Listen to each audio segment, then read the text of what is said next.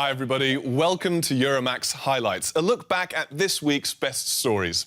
So, sit back and enjoy the show. Here's what we've got coming up for you. Pyro paintings, Dino Tomic and the art of drawing with gunpowder. City lights, London gets into the Christmas spirit. And heavenly hops, how beer has spelled salvation for a Belgian church. We begin with Dino Tomic's art, which is literally explosive. The Croatian-born artist runs a tattoo shop in Norway and is already known for his expressive pencil drawings, but now he's added a spark to his art. Instead of using a pen, he paints with gunpowder. With his fiery work, he's lit up Instagram and has almost 500,000 followers. Tomic has created some stunning portraits, but he also uses the medium to raise awareness for environmental and health causes. However, he says his biggest goal is to bring people together through his paintings. Sounds a little bit like a campfire. Better lungs burning on canvas than real ones burning from tobacco smoke. Fans have viewed this video around 7 million times on Instagram. And this burning lion spread through the internet like wildfire. Both are the creations of Dino Tomic, an artist living in Norway. He makes art with gunpowder. He carefully arranges the black grains of gunpowder and then sets fire to them. And the image burns itself into the paper or canvas. Compared to normal paint, you use gunpowder grains that are like tiny grains that you just like pour out of the bottle, and they like roll all over the place, and then you need to like use the small, like I use a scissor and just put it all in place. And you can't breathe, you can't move the ground too much, the climate needs to be good so you can't be moist or rainy or anything. So it's so many factors that go into it to make it work. So that's what it really makes it different. Early in 2017, Dino Tomic was experimenting with salt and sugar and got the idea to try gunpowder. One image can take anywhere from 300 grams to 1 whole kilo and copious amounts of concentration.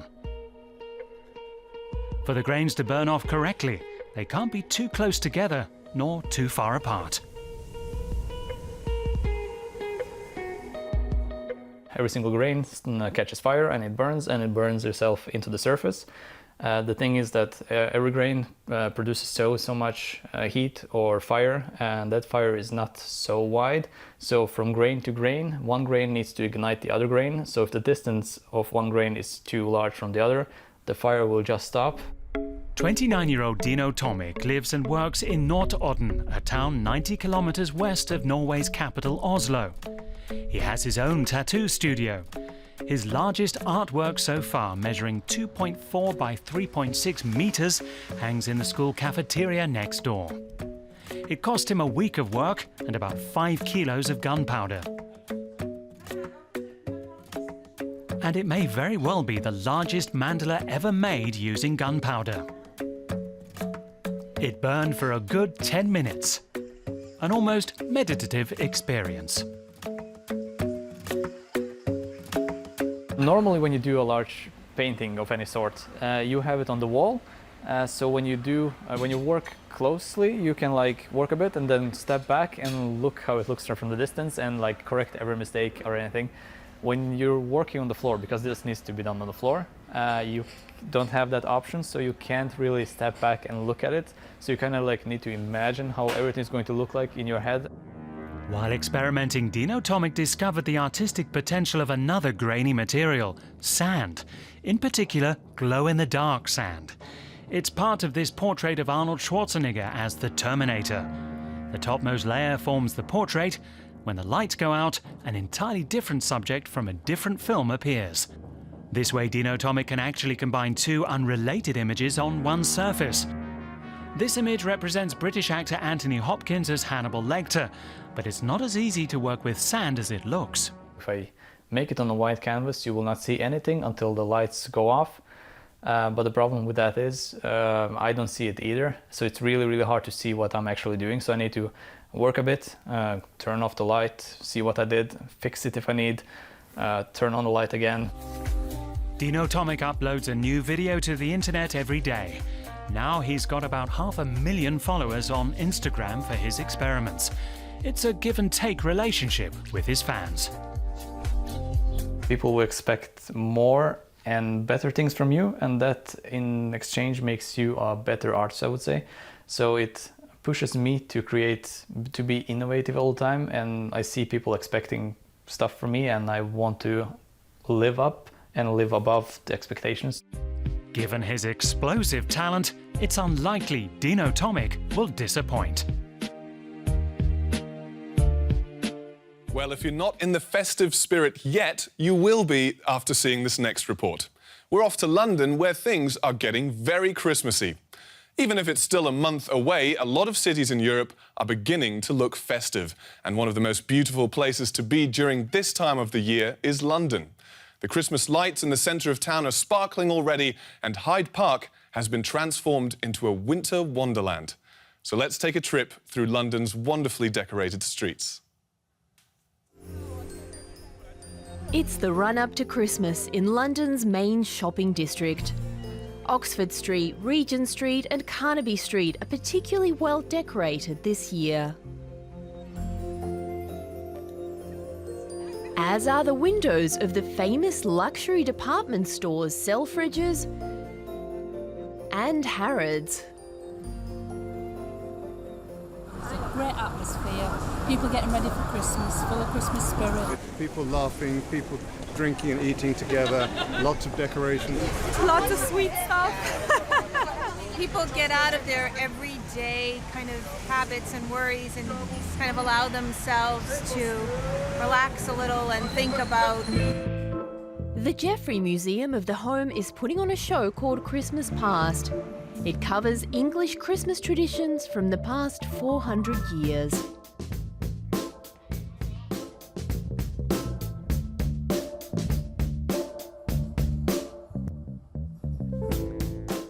In the 17th century, sweets were made to look like eggs, bacon or stones.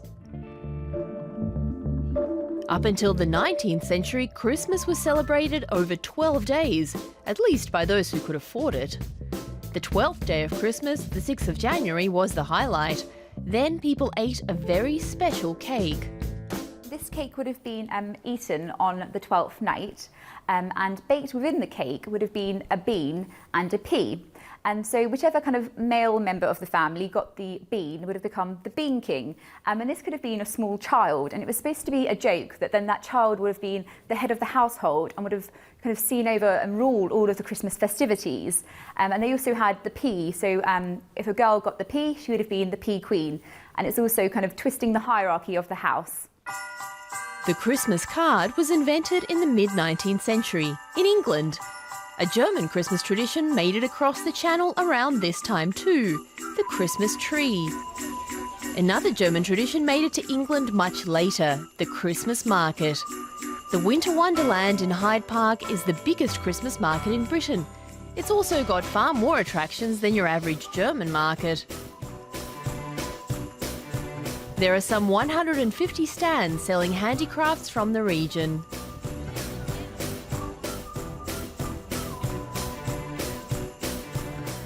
And over 100 rides to choose from, enough to make you feel a bit dizzy. Last year, some 2.5 million visitors came to Winter Wonderland. It's become a must for locals and tourists alike. Winter Wonderland is just a good fun before Christmas, so it's always a good way to go and have fun. They can celebrate Christmas time with friends. The market, the lights, the food, everything was the actually spirit. really good. Yeah, amazing. I want to see the Ice Kingdom. With its 250 sculptures, the magical Ice Kingdom is one of the highlights here. But wrap up warm because it's minus 10 degrees Celsius in this icy realm. 500 tons of ice were used to make the kingdom. This giant octopus is 5 meters high and weighs a whopping 60 tons. Those who really like it cold can enjoy a cool cocktail here at the Ice Bar. And psych themselves up for an exhilarating ride on the giant observation wheel. which is an incredible 60 metres high. Well, many churches in Europe are losing money and members. A House of God in Belgium was nearly forced to close its doors. So what should they do if the church is as poor as a church mouse? Well, priest Jeremy Schaub had an enterprising idea: sell beer. He launched a new craft beer to get funds for his congregation. So let's find out more about Brussels' Holy Beer Project. St Catherine's Church in the heart of Brussels was closed numerous times. It almost got demolished due to its dilapidated state and dwindling congregation. Until young priest Jeremy Schaub had an idea: to create a modern craft beer for the church, its congregation and the local community. It's made by a local brewery. When I knocked on the door of the Brussels Beer Project, they were a little surprised. First, I was a bit timid. This was all new to me. But I told myself to go through with it and be courageous. The result, a fruity pale ale called Santa Cat, named after St Catherine's Church. It's produced by a young Brussels brewery startup. The international team has already made 17,000 litres of the church beer at the request of the priest. They came up with the recipe together. We did a lot of tasting of beers just to understand what we can do, what we can explore, and then we reached the conclusion that we should keep some Belgian profile in the beer and then add some new world techniques, new kind of ingredients to the beer that people in Belgium are not so used to. The next batch of beer is brewing in this tank. The beverage only hit shelves in early October, but is almost sold out already. Only about 600 bottles remain. Church and craft beer are clearly a winning combination. I thought it was brilliant. This unusual coming together of two different worlds turned out great. I think it's wonderful to make a modern beer with the church on its label. It shows that beer can reinvent itself and that the church can be a part of that. A great combination. The brewery sells the beer to Malta and even Japan, but most of it goes to local bars and restaurants in Brussels' St Catherine district. Priest Jeremy Schaub collects it from the brewery and then delivers it personally.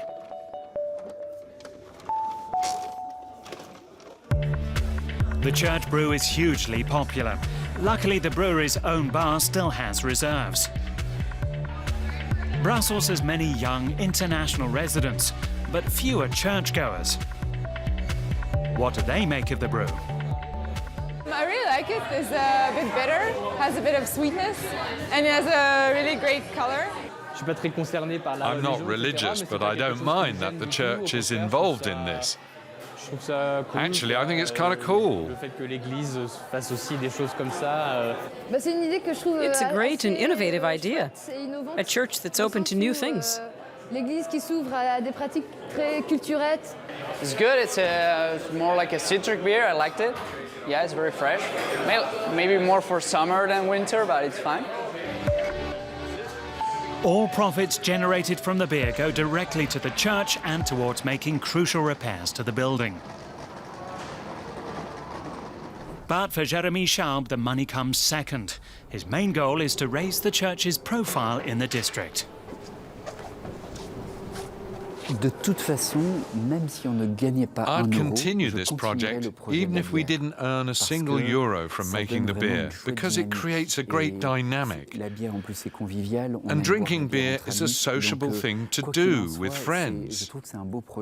It's a great project. We don't make a big profit. It will certainly help making repairs to the church building. But it won't be enough for a complete renovation. I mean, we're not selling champagne, are we? For Sunday Mass, St Catherine's pews fill up. Jeremy Schaub also plans to use the profit from the beer to install heating in the church for cold winter days. Communion is still celebrated with wine, but the beer can be bought afterwards outside the church. and many in the congregation take a few bottles home. The church craft beer project is a success. Cheers to that.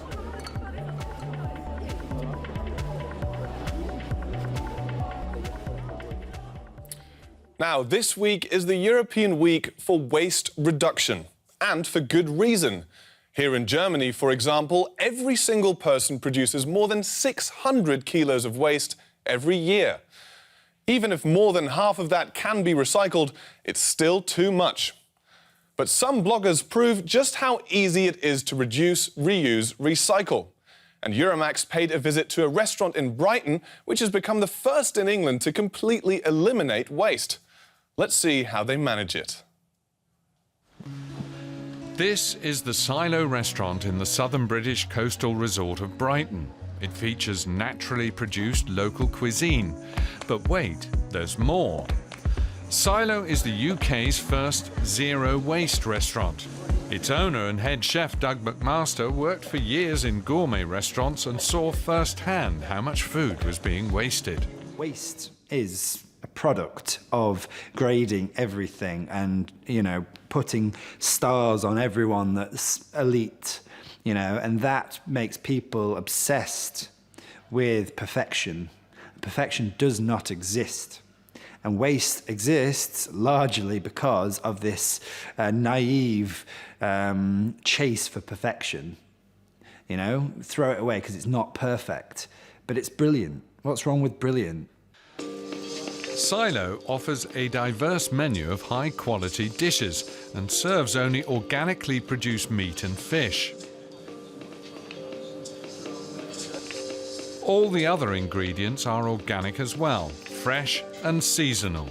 McMaster works with local providers who deliver food that comes in recyclable containers instead of disposable packages, so there's no garbage. The menu changes every day, depending on the produce available. If an item can't be delivered without packaging, the team will just make it themselves, like crème fraîche. Or flour. The restaurant has its own mill. We can also buy big amounts of grains from local farmers. So we can get less packaging and a bigger amount with each delivery. They bake their own bread, fresh every day. The restaurant also has its own composting machine to process food scraps. Afterwards, the organic material is distributed to local farmers. To open a zero-waste restaurant is very stressful. It's very stressful because the industry is very un-zero waste. It's very industrialized. There's lots of middlemen, there's lots of processing, and there's lots of packaging, all of which are not zero waste. And that goes against what we do. So yes, it's very difficult. But when the infrastructure is in place, it becomes easier. Sustainability is the name of the game here in McMaster's restaurant.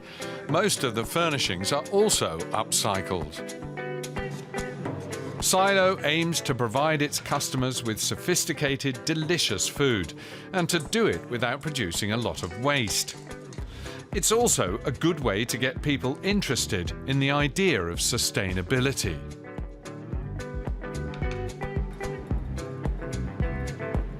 I want to make these things attractive. I want to make them exciting. I want people to want to be sustainable because it's delicious, because it's the right thing to do, because it's fun even, because it's the future.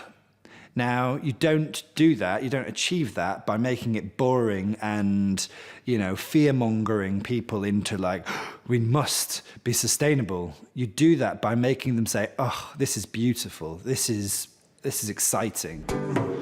Serving good food with a good conscience. The team at Silo hopes more restaurants will start toasting the zero-waste concept.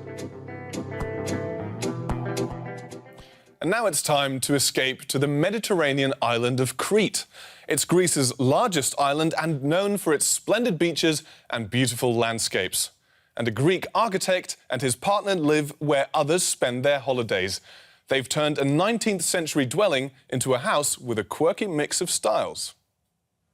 A small traditional house made of stone, but the simple facade belies the modern and spacious house inside. Welcome. Come inside.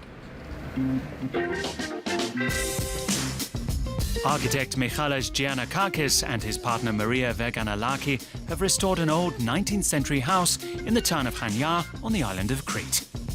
They also linked it with a modern building.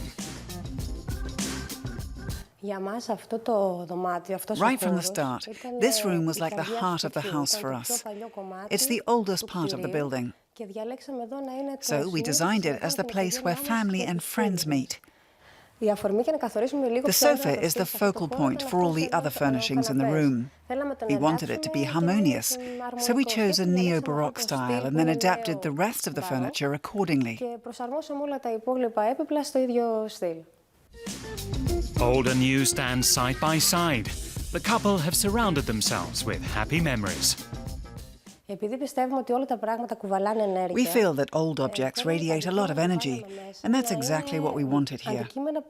So there are lots of family heirlooms and reminders of other times in our lives, or trips that we've made. I grew up with this couch and associate it with various family celebrations and happy times. That's why I wanted the sofa to have a central place, but it needed a makeover. So we retained the basic structure and had it reupholstered by a traditional furniture maker here in Chania. And we chose a colour and design that would fit with our lifestyle today. The shape of the chandeliers in the living room is repeated in the dining room, with a lamp made of empty glass bottles and wire.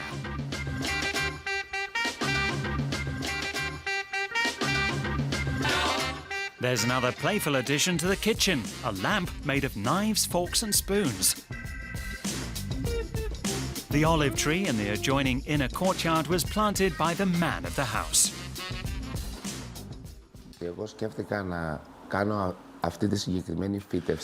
I chose all the plants in the house. The green leaves of the olive tree harmonise with the natural wood and stone that we used to build the house. Then, for inside, we chose a carob tree and climbing plants. The plants and trees provide natural shade and make for a good microclimate. And you feel like you're living in the countryside a bit.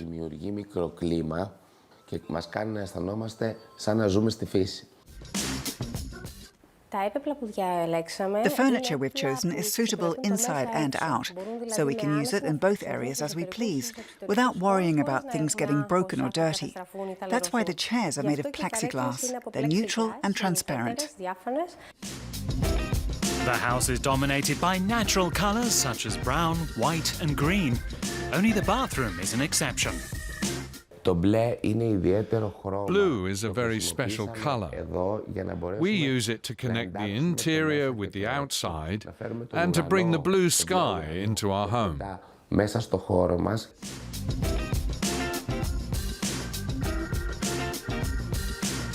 On the top floor, the couple have planted up a herb garden. It provides a natural aroma that radiates through the entire house. It's very easy to plant a small aromatic garden. All you need is a little natural light and good ventilation. Then you choose a few plants that have a pleasant smell and that you can also make use of, like lavender, for example, which has a relaxing effect. Or basil. There are lots of ways of introducing fragrance and colours. A bridge links the original house with the new annex, which has a bedroom and terrace. The entire complex offers 190 square metres of living space. But looking from the outside, you'd never know. The house has retained its traditional appearance. That's it for today, but of course we'll be back with more lifestyle and culture from Europe next week. And if you can't wait till then, check out our Facebook page for daily updates from the Euromaxx team. Thanks for joining us. Bye-bye for now.